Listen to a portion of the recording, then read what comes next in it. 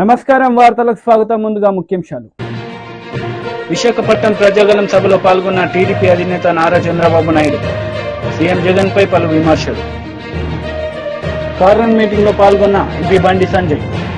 BRS Congress పార్టీలపై పలు విమర్శలు. టీడీపీది మోసపూరిత మేనిఫెస్టో అని నంద్యాల జిల్లాలోని డోన్ నియోజకవర్గం వైసీపీ ఎమ్మెల్యే అభ్యర్థి బుగ్గన రాజేంద్రనాథ్ రెడ్డి అన్నారు. గురువారం నాడు బేతంచెర్ల పట్టణంలో రోడ్ షో నిర్వహించి పాత బస్టాండ్లో ఆయన మాట్లాడారు. ఎమ్మెల్యేగా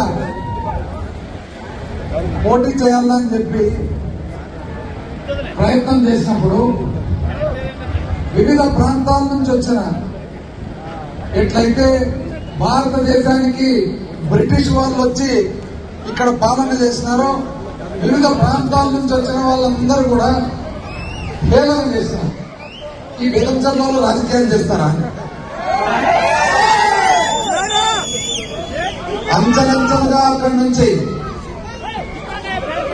2014 ఎన్నికలు, 2019 ఎన్నికలు, ఈరోజు 2024 ఎన్నికలకు వచ్చేటప్పటికి బేతంచెర్ల అనేది, డోన్ అనేది ఆంధ్ర రాష్ట్ర చిత్రపటంలో ఉండాలి.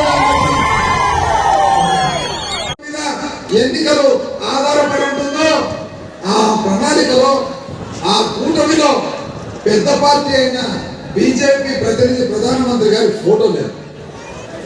ఎందుకు అని అడిగితే వద్దన్నాడు. అదేవిధంగా ప్రణాళిక రిలీజ్ చేసేటప్పుడు ముగ్గురు నిలబడితే బీజేపీ ప్రతినిధి ఆ ప్రణాళిక పట్టుకోమని చేతికిస్తుంటే వద్దు అన్నాడు. అంటే అర్థం ఏంటి? బీజేపీ పార్టీ ఆమోదము ఆ ప్రణాళిక ఉందా లేదా అనేది మీ అందరూ కూడా ఆలోచించుకోమని చెప్పి అడుగుతాము.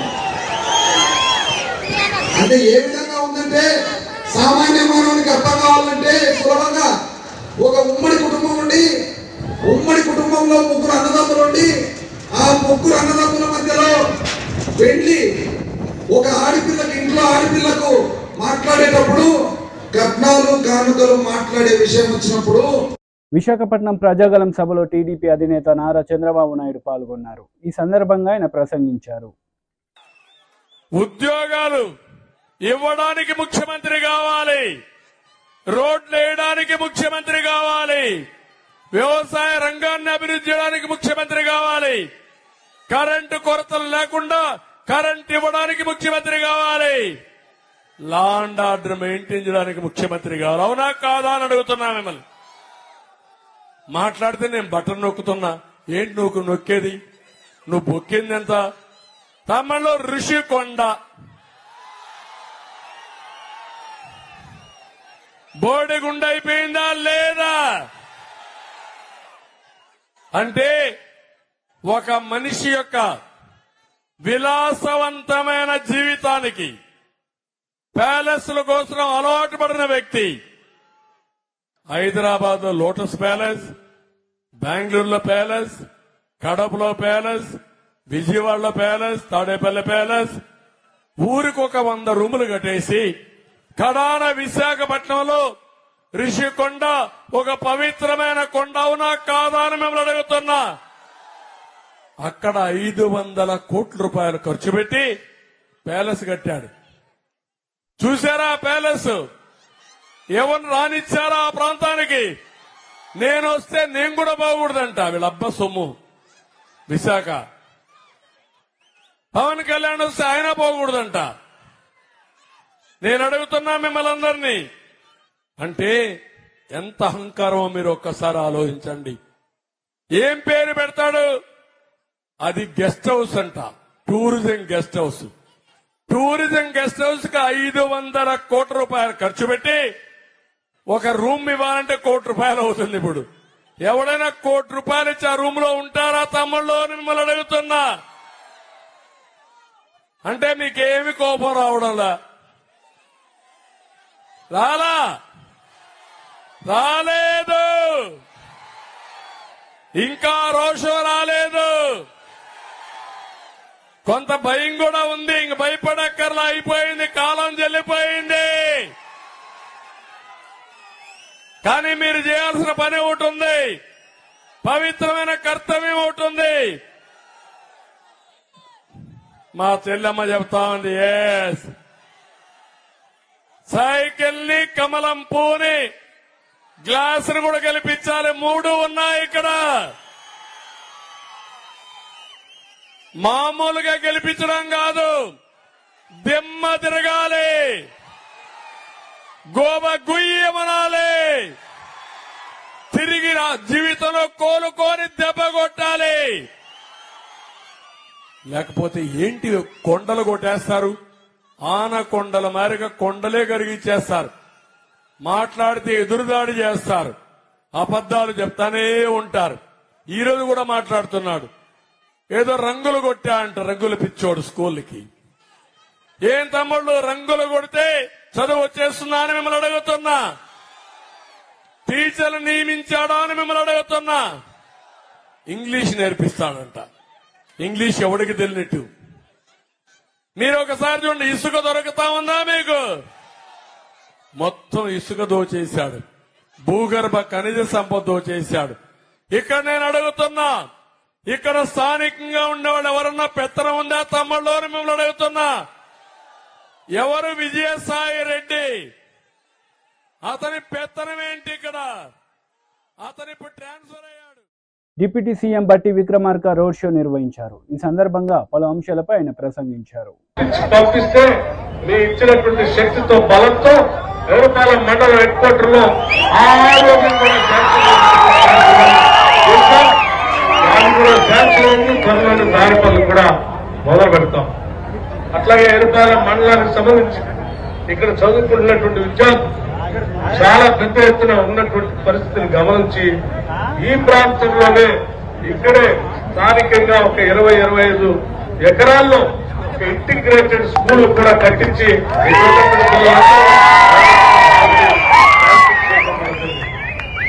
అట్లాగే ఎరుపాలెం మండలంలో ఇక్కడ ఉన్నటువంటి మహిళా సంఘ సభ్యులందరికీ సంబంధించి మనం ఇంతకుముందే ఇందిరమ్మ డైరీని పెట్టుకోవాలని గత 10 ఏళ్లుగా ఆలోచన చేశాం. 10 ఏళ్ల క్రితం మధ్యలో వచ్చినటువంటి బీఆర్ఎస్ పార్టీ ఆ ఇందిరమ్మ డైరీని ముందుకు తోలేకుండా అడ్డుపడి ఆపితే మళ్ళీ మనం 3-4 నెలల క్రితం మన ఇందిరమ్మ రాజ్యం రాగానే వెంటనే దాన్ని మొదలుపెట్టి పెద్ద ఎత్తున ఇందిరమ్మ డైరీని ఉన్నటువంటి మహిళా సంఘ సభ్యులందరికీ ఒక విషయం నేను చాలా స్పష్టంగా చెప్పదలుచుకున్నాను. గత 10 ఏళ్లు ఇందిరా క్రాంతి పథకం కింద మీకు రావాల్సిన వడ్డీ లేని రుణాలు రానేకుండా అడ్డుపడినటువంటి ప్రభుత్వం మీకు తెలియదు కాదు. మన ప్రభుత్వం రాగానే, ఇందిరమ్మ రాజ్యం రాగానే ఆలోచన చేశాం. ఈ రాష్ట్రంలో ఉన్నటువంటి మహిళలందరికీ కూడా ఆర్థికంగా నిలదొక్కుని పైకి ఎదగటానికి కావాల్సిన విధంగా వడ్డీ లేని రుణాలు తిరిగి మహిళలందరికీ ఇవ్వాలన్న ఆలోచనతో మొదలుపెట్టాం. కూడా 7వ తారీఖు నాడు మనం ప్రమాణ స్వీకారం చేసిన దగ్గర నుంచి మొదలు పెడితే మన ప్రభుత్వం ఏర్పడినటువంటి 3 నెలలు కూడా వడ్డీ లేని రుణాలకు సంబంధించిన వడ్డీని 272 కోట్ల రూపాయలు లెక్క కట్టి చెక్తో సహా మహిళకి హైదరాబాద్ పెట్టించాం. కేవలం 3-4 నెలలకు సంబంధించింది కాదు. మరి సంవత్సరానికి మేమందరం ఆలోచన చేశాం. సంవత్సరానికి 20,000 కోట్ల రూపాయలు, సంవత్సరానికి 20,000 కోట్ల రూపాయలు మహిళా సంఘ సభ్యురాలకి, డ్వాక్రా సంఘాలకు వడ్డీ లేని రుణాలు ఇవ్వాలని చెప్పింది మన రాజ్యం ఆలోచన చేస్తాం. అంటే 5 సంవత్సరాల్లో 1,00,000 కోట్లు ఈ రాష్ట్రంలో మహిళలకు వడ్డీ లేని రుణాలు ఇచ్చి ఆ వడ్డీలన్నీ రాష్ట్రంలో ఇది మహిళల కోసం మనం ఆలోచన. నిరుద్యోగ యువకుల కోసం మనం ఇప్పటికే 30,000 ఉద్యోగాలు ఇచ్చాం. పబ్లిక్ సర్వీస్ కమిషన్ ని ప్రక్షాళన చేసుకున్నాం. ఉద్యోగ అవకాశాలు వచ్చేటట్టుగా జాబ్ క్యాలెండర్ కూడా ప్రకటించాం. భవిష్యత్తులో మేము ఆల్రెడీ ప్రకటన చేశాం. ఇప్పటికే ఏ శాసనసభ నియోజకవర్గంలో ఉన్నటువంటి నిరుద్యోగ యువకులు కాంపిటేటివ్ ఎగ్జామ్స్ కోసం హైదరాబాద్ దాకా తల్లిదండ్రులు కూలీనాలు చేసి రైతులు పంట పండించి ఇచ్చిన డబ్బులు తీసుకుని వచ్చి హైదరాబాద్ దాకా వచ్చి కష్టపడాల్సినటువంటి అవసరం లేదు. ఆయా శాసనసభ నియోజకవర్గాలనే డాక్టర్ అంబేద్కర్ నాలెడ్జ్ సెంటర్స్ అని పెట్టి అక్కడే కోచింగ్ ఇచ్చేటట్టుగా ప్రతి శాసనసభ నియోజకవర్గంలో నిధులు కూడా కేటాయించి అనౌన్స్ కూడా చేశాం. ఈ లోపల కోడ్ రావటం వల్ల నాక ఈ కోడ్ అయిపోయిన వెంటనే దాని పనులు కూడా మొదలు పెడతాం. అట్లాగే మిత్రులారా, వేరుపాలెం మండలం ఎప్పుడు కూడా ఈ జిల్లాలో ఒక మూలను విశ్లేషించినటువంటి ఉన్నటువంటి మండలం. ఈ మండలానికి నీళ్ల కోసం 4 సార్లు నీళ్ల కోసం డైలీలో ఉంది. థర్డ్ జోన్ నుంచి నీళ్లు రావా ఎప్పుడు నిత్యమైన సమస్య. మన 10 ఏళ్ల క్రితం మన ప్రభుత్వం ఉన్నప్పుడు ఆలోచన చేశాం. థర్డ్ జోన్ లో ఉన్నటువంటి వేరుపాలెం మండలాన్ని సెకండ్ జోన్ లోకి తీసుకొని వచ్చి ఎన్ఎస్పీ కెనాల్ నుంచి నీళ్లు కరెక్ట్ గా మనం సర్వే చేసి శాంక్షన్ చేసే సమయంలో రాష్ట్ర విభజన జరగటం, బీఆర్ఎస్ పార్టీ రావటం, దాన్ని మూలలేయటం జరిగింది. మన ప్రభుత్వం అధికారం వచ్చినటువంటి 3 నెలల్లోనే, ఈ కేవలం 3 నెలల్లోనే ఆ ఫైలింగ్ తీసి బయటికి తీసి ఆ థర్డ్ జోన్ లో ఉన్నటువంటి వేరుపాలెం మండలాన్ని 2వ జోన్ లో వచ్చేటట్టుగా తర్వాత దానికి కావాల్సినటువంటి జీవో ఇచ్చి వాళ్ళు కూడా మొదలు పెడతాం. వేరుపాలెం మండలానికి 2వ జోన్ నుంచే మనకి నీళ్లు వచ్చేటట్టు కార్యక్రమాలు కూడా చేయబోతున్నామని కూడా మీ అందరికీ సవినయంగా మనం చేస్తూ, ఇంకా చేయాల్సినవి చేసుకోవాల్సినవి వేరుపాలెం మండలం కోసం ఆలోచన చేయాల్సినవి ఇంకా పెద్ద ఎత్తున చాలా కార్యక్రమాలు ఉన్నాయి. తప్పనిసరిగా రాబోయే 5 ఏళ్లలో ఈ మండలానికి ఒక సువర్ణ అక్షరాలతో లిఖించదగేటట్టుగా ఈ మండలాన్ని అభివృద్ధి చేస్తామని చెప్పి మీ అందరికీ మాటిస్తూ, ఎన్నికల్లో రేపు జరిగే సాధారణ ఎన్నికల్లో మరి మనం అసలే ఇది పంచుకోవటం తగ్గట్టు ఈరోజు సిపిఐ కూడా మనకు మద్దతు ఇస్తూ ఉంటాం. వాళ్ళతో పాటు వైఎస్ఆర్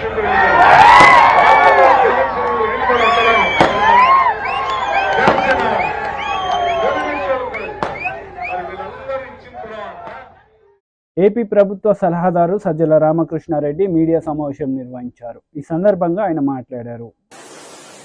అభివృద్ధి లేదు, సంక్షేమం ఉంటే అప్పులు చేసి రాష్ట్రాన్ని ముంచేసినారు. ఒక్కోసారి అది ఏమీ లేదంటారు, లేదా సంక్షేమం కోసం రాష్ట్రాన్ని అప్పుల పాలు చేశారని ఇంకోసారి చంద్రబాబు నాయుడు గాని ఆయన అధ్యక్షుడుగా ఉన్న ఆ పార్టీ తెలుగుదేశం పార్టీ గాని ఆయన మిత్రులు గాని ఇంతకాలం చెప్తూ వచ్చారు. సో దాని కల్మినేషన్ పరాకాష్ట ఎన్నికల ప్రచారం అయిపోయింది. మా వైపు నుంచి మా నాయకుడు జగన్మోహన్ రెడ్డి గారు గత 2 నెలలుగా దాదాపు రాష్ట్రమంతా పర్యటిస్తూ ఏం చేశారు చెప్తూ, మీకు మంచి జరిగి ఉంటేనే, జరిగిందని భావిస్తేనే మళ్ళీ మీ దీవెనలు ఇవ్వండి అని ఆయన అడుగుతున్నారు. అటువైపు వాళ్ళు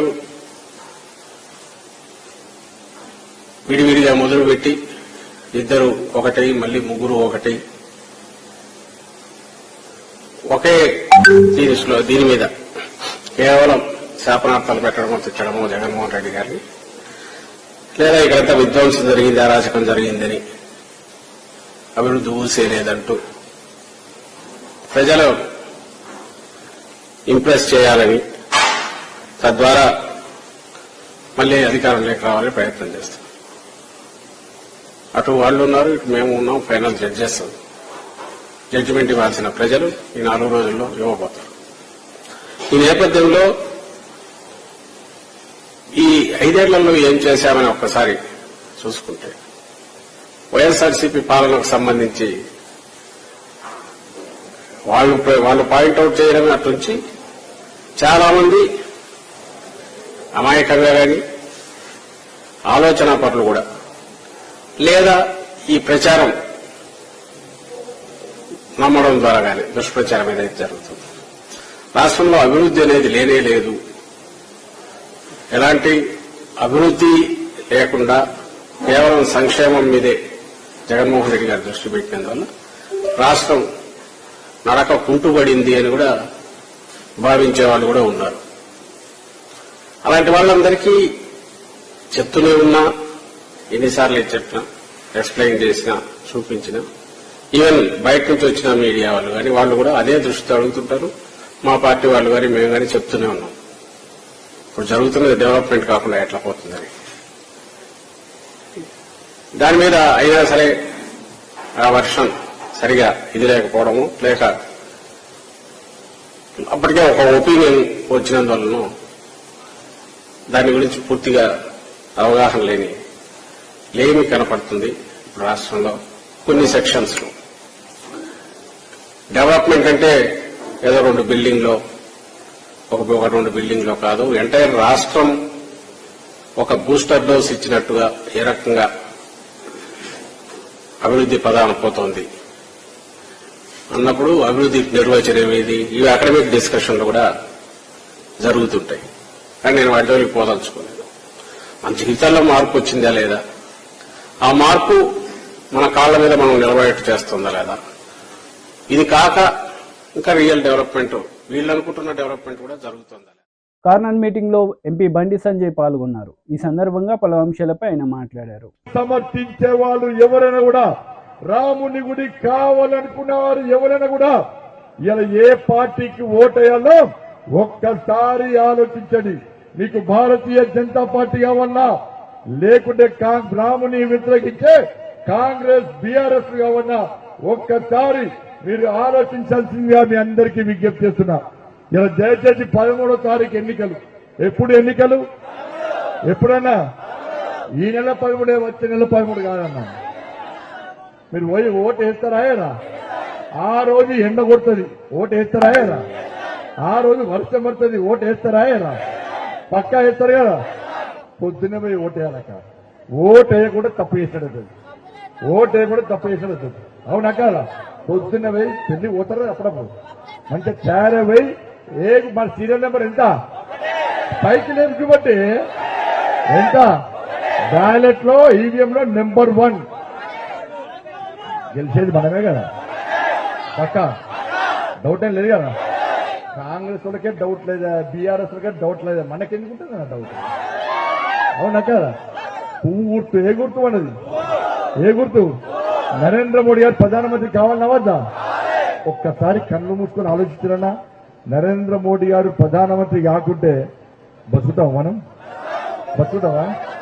ఇలా రాష్ట్ర ముఖ్యమంత్రి ఇప్పుడు అబ్బో జగమండి నరేంద్ర మోడీ లేకుంటే దేశం పాకిస్తాన్ వాడు కొట్టుకపోతాడు, బంగ్లాదేశ్ వాడు కొట్టుకపోతాడు, చైనా వాడు కొట్టుకపోతాడు. నరేంద్ర మోడీ లేకుంటే ఈ దేశం ఉండదు. నరేంద్ర మోడీ లేకుంటే ఈ దేశంలో పేదోళ్ళు బతకరు, మనం బతకం. కాబట్టి ఇవి దేశానికి సంబంధించిన ఎన్నికలు.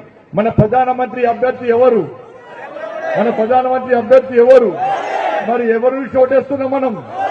ఎవరు ఓటేస్తున్నాం? దేశ ప్రధాని నుంచి ఓటేస్తున్నామా లేదా? మరి మన ప్రధానమంత్రి అభ్యర్థమో నరేంద్ర మోడీ? మరి కాంగ్రెస్ పార్టీ ప్రధానమంత్రి అభ్యర్థి ఎవరే? మరి ఎవరు కోటేయాలి?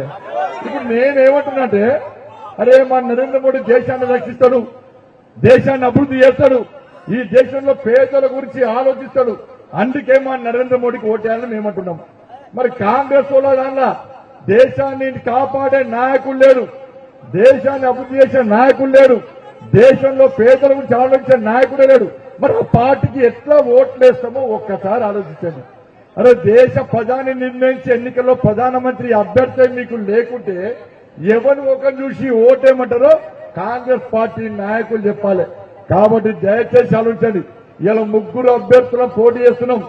ఏ అభ్యర్థి ఇలా మీకోసం కొట్లాడతాడు, భవిష్యత్తులో కూడా మీకోసం కొట్లాడతాడు, లాఠీ దెబ్బలు తినడానికి సిద్ధమవుతాడు, కేసులు భరించడానికి సిద్ధమవుతాడు, జైలుకు పోవడానికి సిద్ధమవుతాడు. ఇలా ఢిల్లీ నుంచి నిధులు మళ్ళా తీసుకొస్తాడు. ఢిల్లీలో బీజేపీ ప్రభుత్వం ఏర్పడితే ఇంకా ఎక్కువ నిధులు తీసుకొస్తాడో ఒక్కసారి ఆలోచించండి. కాంగ్రెస్ పార్టీకి ఓటేస్తే ఢిల్లీలో ప్రభుత్వం రాదు, అది గల్లీలో ఉండదు. ఈ గల్లీలో ఉంది కాబట్టి ఢిల్లీలో లేదు. ఇలా బీఆర్ఎస్ పార్టీ నా ఘర్కా నా ఘాట్కా ఇక్కడ లేదు, అక్కడ లేదు. కాబట్టి ఢిల్లీలో ఏర్పడబోయే నరేంద్ర మోడీ ప్రభుత్వానికి మీరు ఓటేయాలంటే, నరేంద్ర మోడీ గారిని ప్రధానమంత్రి చేయాలంటే మీరు నాకు ఓటేస్తే నేను పోయి నరేంద్ర మోడీ గారికి ఓటేస్తా.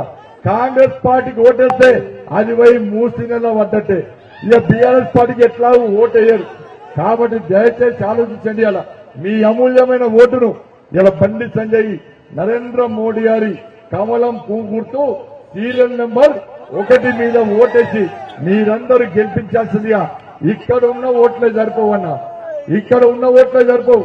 ఇలా మీతో పాటు మీ కుటుంబ సభ్యుల ఓట్లు, మీ బంధుమిత్రుల ఓట్లన్నీ దయచేసి ఏంచే ప్రయత్నం చేయండి.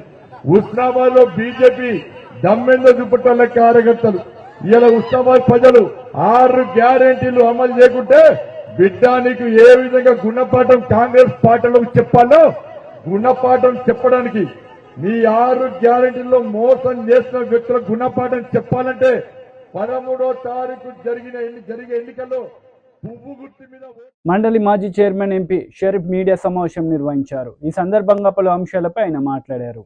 లొంగి మసీదు కమిటీ వారు మరి డైరెక్ట్గా బహిరంగంగా నమాజు సమయంలో, మరి ముఖ్యంగా శుక్రవారం పూట నమాజ్ సమయంలో వైఎస్ఆర్సీపీకి ఓటేయమని అడుగుతున్నారు, చెబుతున్నారు అనే విషయం మా దృష్టికి వచ్చింది.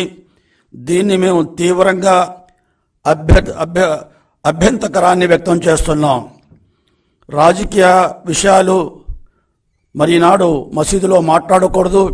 ఏదైనా దేశంలో ఉన్న రాష్ట్రంలో ఉన్న పరిస్థితుల మీద పరోక్షంగా మాట్లాడే అవకాశాలు ఉన్నాయి కానీ అది తప్పులేదు. కానీ ఈనాడు ఒక పార్టీని కొమ్ము కాస్తూ వైఎస్ఆర్సీపీకి ఓటేయమని ఈరోజు మరి ముస్లిం సమాజాన్ని మసీదులో కోరటం అనేది ఇది ఎలక్షన్ కమిషన్ నిబంధనలకు కూడా విరుద్ధం అనే విషయాన్ని ఈ సందర్భంగా మీరు గమనించాలి.